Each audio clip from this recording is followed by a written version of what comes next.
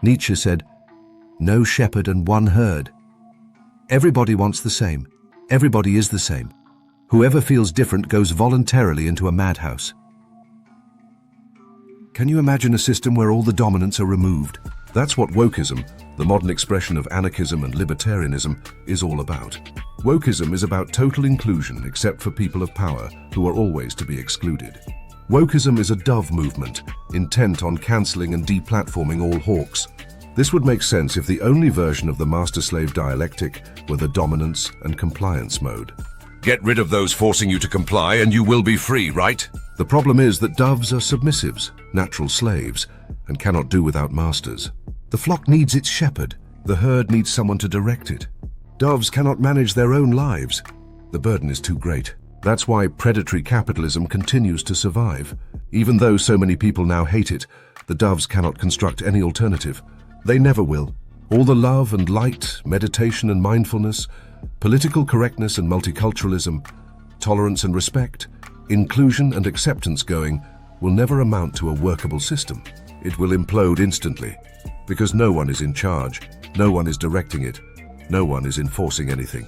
The woke are amongst those people, the negative libertarians, who believe that government and the state are the problem, and that all that needs to be done is to create a self-sustaining system with no hierarchies where everyone voluntarily does whatever is required.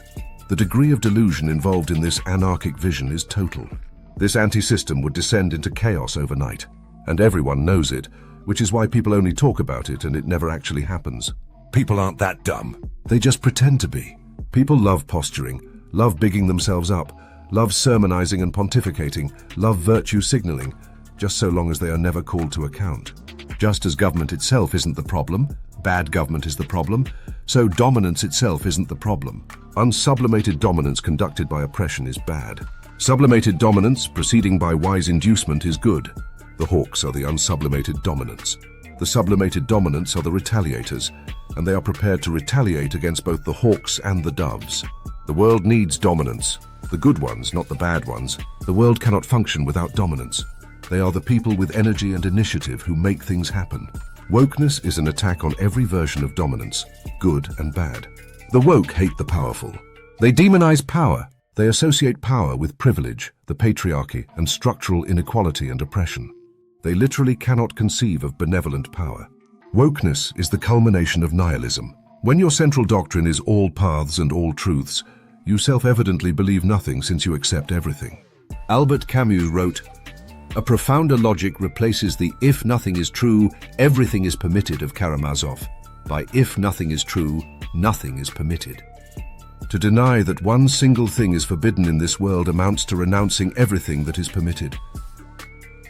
To say, as the woke do, that everything is true, that everyone is right, is the same as saying that everything is false and everyone is wrong, because in each case, all criteria for establishing what is true and what is false, what is right and what is wrong, have been obliterated. If you say that everything is true, you have ipso facto denied that there are any criteria for establishing falsehood, which means all falsehoods are then regarded as true. Equally, if you say that everything is false, you have ipso facto denied that there are any criteria for establishing truth, which means all truths are then regarded as false.